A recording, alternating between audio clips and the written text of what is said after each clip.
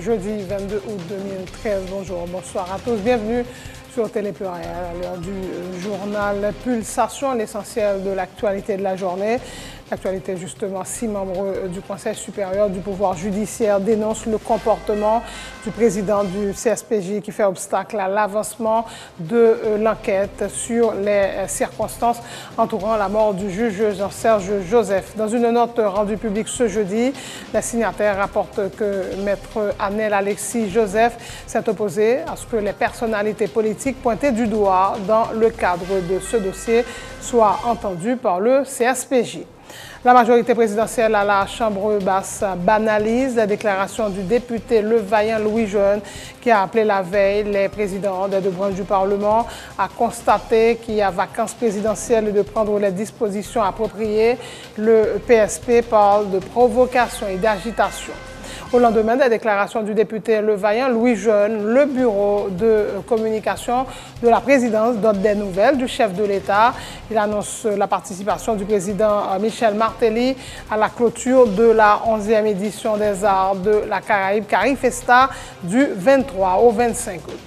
La rentrée scolaire prévue initialement le 2 septembre a été reportée par le gouvernement. Une décision adoptée notamment en raison des retards enregistrés dans le processus de l'organisation des examens officiels perturbés par les intempéries. C'est en tout cas ce qu'a indiqué le ministre de l'Éducation nationale, Vanner Pierre. Jean-Hérol Moroz, le nouveau directeur de l'EDH. Il remplace Andrés Apollon. Ce changement intervient alors que la région métropolitaine de Port-au-Prince fait face à un sévère rationnement du courant électrique. Maxo Éric Val a été nommé directeur général de l'Institut national de la réforme agraire, INARA. L'actualité sur le plan international, la France hausse le ton et menace le gouvernement syrien d'une action de force. Il est prouvé que les troupes de l'armée régulière ont utilisé des armes chimiques dans l'attaque mercredi à Damas. Au terme de 2 mois de procès, Bradley Manning a été condamné mercredi à 35 ans de prison par une cour martiale du Maryland aux États-Unis. Le soldat américain a été reconnu coupable notamment de vol, de fraude et d'espionnage après avoir transmis des centaines de milliers de câbles diplomatiques et de rapports militaires classés. Manning a été renvoyé de l'armée pour déshonneur. L'actualité sportive pour son premier match dans le cadre des éliminatoires de la Coupe du Monde de football U17, la sélection haïtienne féminine a laminé la Guyane française 19-0.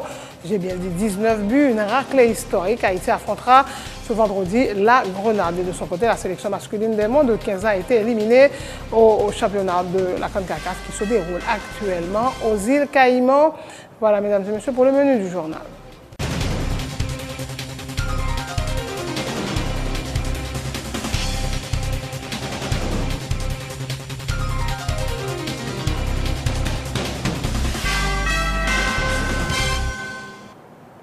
Chef, bonjour, bonsoir. Couverture de ce journal. 6 membres du Conseil supérieur du pouvoir judiciaire dénoncent le comportement du président du CSPJ qui fait obstacle à l'avancement de l'enquête ouverte par le CSPJ sur les circonstances entourant la mort du juge Jean-Serge Joseph. Dans une note rendue publique ce jeudi, les signataires rapportent que Maître Anel Alexis Joseph s'est opposé à ce que les personnalités politiques pointées du doigt dans le cadre de ce dossier soit entendu par le CSPJ. Il déplore également la déclaration de Maître Joseph selon laquelle le Conseil ne prendra aucune position publique dans le dossier du juge Serge Joseph. De tels comportements ne peuvent que porter atteinte à l'avancement de l'enquête, indique Maître Jean-Étienne Mercier, Thiers Mallette, Antoine Norgues, Jacques Letemps, Dilia Lemaire et Max Elibert, les 6 membres du Conseil supérieur du pouvoir judiciaire ayant signé ce communiqué. Autre point de l'actualité, la police dément qu'Enold Florestal a été brutalisé au moment de son arrestation. À aucun moment, les agents de la PNH ont frappé. M. Florestal a indiqué ce jeudi le porte-parole de l'institution policière Gary Desrosiers qui n'était pas en mesure de fournir des informations sur la compagne d'Enold Florestal appréhendé en sa compagnie samedi dernier au Champ de Mars. L'officier de police s'est contenté de rappeler que l'aspirante policière a été arrêtée pour avoir fabriqué fabriqué de faux documents pour intégrer la PNH. Le dossier a été transmis aux autorités judiciaires. Il est important pour nous signaler que effectivement, il y a des photos qui tapent sur Facebook, sur Internet, côté qui ont montré que la police était maltraitée physiquement. Non, la police n'a pas maltraité M. Enoch. Et d'ailleurs, c'est sous mandat de la justice qu'il l'a arrêté. Et la police l'a arrêté pour la justice. Et probablement, si tu as la presse qui était là, les autres au tribunal avec lui, il est capable de voir. Et M. Enoch, il n'est pas vraiment physique, M. Enoch, pardon, il n'est pas vraiment victime de maltraitance ou bien de coups que les policiers ont, des baillots. Nous connaissons effectivement. Bon, et moi-même, selon information, et le directeur général de la police a parlé avec moi, et il était même demandé pour que me dise ça à la presse que, et même au niveau des vidéos, il n'a pas touché monsieur. Il y a un pile aspirant que nous menons enquête sur eux. Et suite à l'enquête de voisinage vérifiée, nous, c'est deux personnes malheureusement qui trompaient vigilance. Et puis automatiquement, on posait l'arrestation et puis on conduit devant la justice. Il y a 1100 personnes qui, pour le moment, ferment une académie. Ok? Gagné justement et a screené et éléments nous trouvons qui dangereux qui compte pas problème dans la population et n'a tout simplement au contraire je pense que dans l'espace de formation il est plus facile justement pour poser l'arrestation. C'est pas la première fois que arrêtons monde qui a formation. Ça qu'on arrive que monde n'a pas gradué, nous avons une formation solide, nous vérifier et puis au poser l'arrestation nous remettre à la justice. Mais est-ce que Beata a confirmé qu'il a une relation avec notre forestal? Bon, moi-même, pas entrer dans le détail là. Pour qui ça? Parce que la justice saisit les dossiers déjà. Je ne suis pas capable de parler son bail la justice. La justice saisit de lui. La justice saisit de parce qu'on a arrêté le bourreau. Non, écoutez. Si la justice. Écoute-moi. Si on transfère des affaires là au niveau de la justice, et c'est sous mandat, on juge, je pense que ces juges sont justement capables de parler plus. Parce que nous-mêmes, nous tout simplement arrêté pour la justice. S'il te nomme nous, ok, nous sommes capables de parler. Mais s'il nomme la justice, moi, c'est que c'est la justice justement pour faire ça. Nous avons arrêté le bourreau, ça avec comment? Moi, pas vraiment tout le détail là. Même je connais que c'est une information de et je crois. Et vendredi, c'était bon break et puis nous avons profité justement parce que nous avons joué de faux papiers que les enregistrés, que les entraînés dans la police. Parce que ça crée. PNH, il faut 18 à 30 ans pour entrer là-dedans. Mais si vous faites faux papiers pour dire 29 ans, écoutez, sont folies. Et pour ça, vous avez arrêté Josué Florestal, frère, et dans la. Oui, pas vraiment. Non, je ne vais pas vraiment de détails sur ça, je ne vais pas opiner sur ce que je vais vérifier au moins opportun, je vais élaborer plus. Le bloc parlementaire pour la stabilité et le progrès PSP proche du gouvernement banalise les déclarations du député Levaillant Louis Jeune qui appelait la veille les présidents des deux branches du Parlement à constater qu'il y a vacances présidentielles et de prendre les dispositions appropriées. Les députés Abel Descollines et Jacques Timoléon, respectivement porte-parole et président du PSP, parlent de provocation et d'agitation. Le député Abel Descollines affirme que le chef de l'État est en voyage au Suriname. Du député Levaillant Louis Jeune, nous tendez, nous comprenons, et c'est de bonne guerre puisque c'est un député de l'opposition. S'agissant en tout cas de réalité l'idée criant, ce n'est pas notre compréhension, ce n'est pas notre conviction.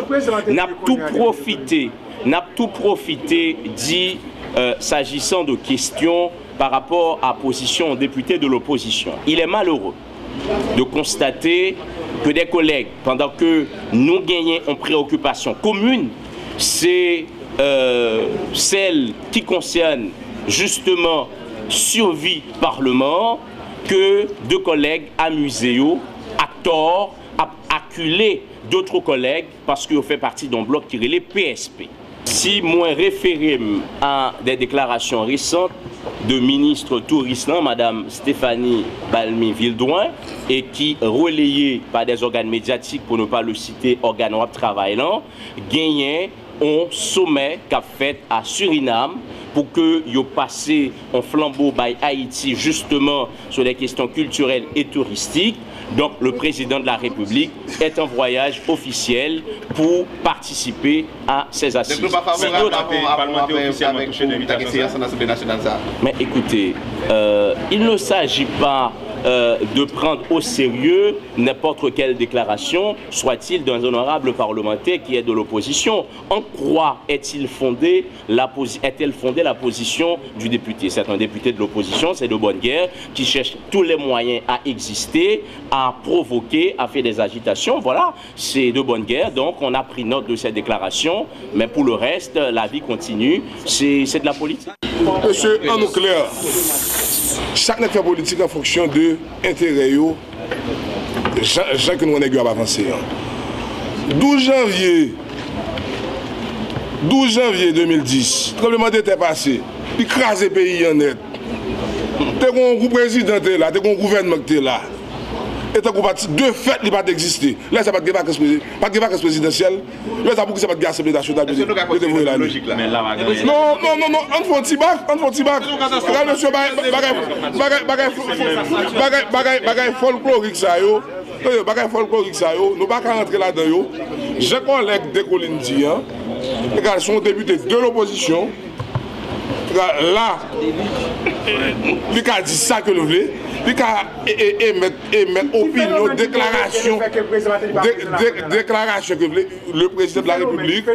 Moi-même, je suis très mal placé pour répondre à la question. Parce que je suis du législatif. Donc, on a toujours demandé exécutif dans ça. Mais à ce que je sache, le président est en visite officielle. 24 heures après la déclaration du député Le Vaillant Louis Jeune, le bureau de communication de la présidence donne des nouvelles du chef de l'État. Il annonce la participation du président Michel Martelly à la clôture de la 11e édition des Arts de la Caraïbe, Carifesta, du 23 au 25 août. Le festival a démarré le 16 août dernier sous le thème « La culture pour le développement ». Le sénateur Moïse Jean-Charles a appelé une fois de plus le Sénat à rejeter en bloc le projet de loi de finances déjà voté à la Chambre basse et qui a été soumis à l'appréciation du Grand Corps. Selon le parlementaire, ce projet de budget démontre clairement que le président Michel Martelly n'est pas disposé à mettre en application le programme axé sur les 5 E qu'il avait présenté à la nation. Il a diminué les enveloppes allouées au ministère de la Santé, de l'Agriculture et de l'Éducation, entre autres pour augmenter les enveloppes budgétaires de la présidence, de la primature et du ministère de l'Intérieur, notamment, souligne le sénateur Moïse Jean-Charles. Il y a lieu aujourd'hui de parler des 12 I de Martelly, ironise le parlementaire qui estime que l'équipe en place est incohérente, irresponsable, et immorale et incapable. Budget 2013-2014 là, l'on garde des rubriques, l'on garde des corps alloués à différents ministères. Nous estimons que le président Martelly divorcé avec engagement. Il retire comme sous le ministère de l'Agriculture, il retire comme sous le ministère de l'Éducation nationale, il retire comme sous le ministère de la Santé publique, il augmente comme sous la primature, il augmente comme palais national, il augmente comme ministère de l'Intérieur. Ça veut dire que le président par affaires sociales, il a directement engagement avec le secteur politique. Là. Ça veut dire Martelly a gonflé pour être lui pour l'agrément avec nous. C'est pour ça nous demandons tous les sénateurs pour rejeter en bloc le budget 2013-2014 Martelly voit nous ici. Nous demandons pardon pour l'ensemble des députés qui ont voté le budget. C'est ça que fait aujourd'hui. Nous sommes capables de dire que Martelly échoué dans 5 L qui ont parlé. Nous pas et encore, pour nous dans I. Qu'on a parlé de 12 I de Martelly. 12 I Martelly, qui ça y est? C'est incompétent, c'est irrespect, c'est immoral, c'est intriguant, c'est irresponsable, c'est insolent, c'est inconsistant, c'est indécent, c'est incohérent, c'est incapable, c'est inexpérimenté, en même temps, c'est indésirable. À partir de tout ça, nous sommes capables de dire question 5 et à nous rejeter, qu'on y a ça gouvernement fait dans le pays, nous sommes capables de parler aujourd'hui de ces questions 12 il n'a pas de Martelly. Qui donc L'en garder tout pays, matin, il n'est pas capable de délivrer marchandises là, il n'est pas capable de résoudre problème social, problème économique. Il est tellement incompétent, il débouche sous violence et qui fait aujourd'hui un matin, il n'est pas de violence là, c'est parce qu'il n'a pas de capacité pour résoudre problème pays. Pendant ce temps, il est en corruption, tellement il est critique, il est obligé à faire violence, il est obligé à tuer les gens, il est obligé à violer les droits des gens. C'est ça que fait aujourd'hui. Nous comprenons le problème. En même temps, tout c'est irrespect. Il ne respecte personne, il dit salve n'importe qui est, n'importe qui moment. En même temps, tout le monde connaît que sont intrigants. Allemand de Gary Coney, dans le moment où le Premier ministre, qui s'est fait avec Gary Coney. Le PSP rejette le vote intervenu 2 jours plus tôt à la Chambre basse sur la loi interprétative de la loi électorale de 2008 régularisant le mandat des sénateurs élus en 2009. Abel Descollines a dénoncé le caractère irrégulier de ce vote, arguant que le quorum n'avait pas été constaté au moment du vote et dément que 25 députés du PSP étaient présents et ont voté contre en se référant au rapport de la séance. Le PSP li tient mordicus pour Parlement haïtien, 49e législature, il pas vassalisé et nous toutes députés qui fait partie de 49e non, durée mandat nous c'est 4 ans. Donc PSP li pas entendre négocier un jour non mandat. S'agissant de la loi interprétative des sénateurs, le principe pour nous voter loi ça, PSP est favorable. Néanmoins, PSP exigeait la régularité du règlement intérieur et dans le fonctionnement de la Chambre. Il est clair que, à travers la presse, il y a de critiques parfois à bon droit qui dit dans un régime d'assemblée, c'est la majorité qui gouverne. Très souvent, ils ont critiqué PSP comme groupe majorité qui n'est pas capable de faire chambre députée à fonctionner. Donc si il est une réalité, nous sommes majorité, il est inacceptable pour qu'une minorité capable de décider de façon irrégulière fait un rapport passé sans respecter les prescrits du règlement intérieur. Donc, moi je voulais que le message là est clair. Ce que PSP a défendu et la position du PSP pour que nous restions dans l'approche nous en question nous poser à nous dire, le PSP sur le principe, les pour un débat ouvert et pour le prendre position évidemment de droit, de principe par rapport à la loi sénateur. PSP c'est un bloc n'en déplaise à certaines opinions qui voulait faire quoi son bloc qui est inféodé, son bloc j'approuve, non. Des changements à la tête de l'électricité d'Haïti, Andrés Apollon a été licencié. C'est Jean-Hérol Moroz qui est le nouveau directeur de l'EDH. Ce changement intervient alors que la région métropolitaine de Port-au-Prince fait face à un sévère rationnement du courant électrique. Maxo Éric Val a été nommé directeur général de l'Institut national de la réforme agraire, INARA. Sans transition, la rentrée scolaire prévue initialement le 2 septembre a été reportée par le gouvernement.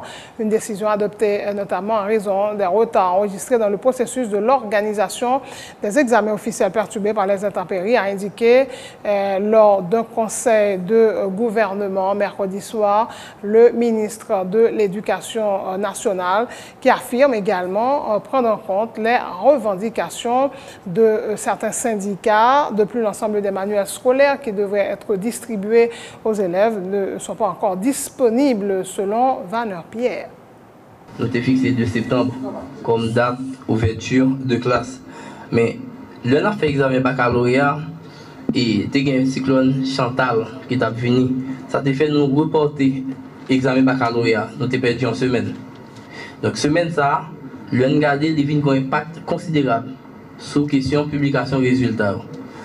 Jusqu'à présent, je dis beaucoup arrivé par rapport à la projection des faits, les résultats pour l'ensemble des 10 départements du pays. Nous avons seulement le département de l'Ouest et la grandance que nous publions les résultats sur lui. Donc, nous venons sentir que nous n'avons pas qu'un date de septembre. Il y a plusieurs associations, parents, d'autres associations syndicales qui ont déjà fait des requêtes qui m'ont dit pour nous reporter date rentrée scolaire pour un ensemble de raisons que vous évoquez. Nous gagnons, on a parlé de questions et manuels. Donc, gagner manuel qui peut vraiment disponible par rapport à tout le état nous joindre au niveau de CNMP et par rapport à l'édition autour qui ont un ensemble de conditions. Il y a un ensemble d'exigences, il n'y a pas satisfait pour que le contrat fin et à valider et même que manuel est disponible sur le marché. Donc, un ensemble de combinaison de facteurs qui obligent nous aujourd'hui à nous reporter rentrer des classes là. EPM, si vous permettez, je penser à partir du 1er octobre, vraiment c'est une date idéale et vraiment pour nous faire rentrer des classes, pour assurer nous que vraiment et que toute bagarre bon côté par nous, il fin ficelé, même bon côté monde qui a demandé autour, comprendre et que toute bagarre fin prêt pour que nous capables de faire rentrer des classes. À la fin de ce journal, le rappel des titres. 6 membres du Conseil supérieur du pouvoir judiciaire dénoncent le comportement du président du CSPJ qui fait obstacle à l'avancement de l'enquête sur les circonstances entourant la mort du juge Jean-Serge Joseph. Dans une note rendue publique ce jeudi, les signataires rapportent que Maître Anel Alexis Joseph s'est opposé à ce que les personnalités politiques pointées du doigt dans le cadre de ce dossier soient entendues par le CSPJ. La majorité présidentielle à la Chambre basse banalise la déclaration du député Le Vaillant Louis Jeune qui a appelé la veille les présidents des 2 branches du Parlement à constater qu'il y a vacances présidentielles et de prendre les dispositions appropriées. Le PSP parle de provocation et d'agitation. Au lendemain des déclarations du député Le Vaillant Louis Jeune, le bureau de communication de la présidence donne des nouvelles du chef de l'État. Il annonce la participation du président Michel Martelly à la clôture de la 11e édition des Arts de la Caraïbe, Carifesta, du 23 au 25 août.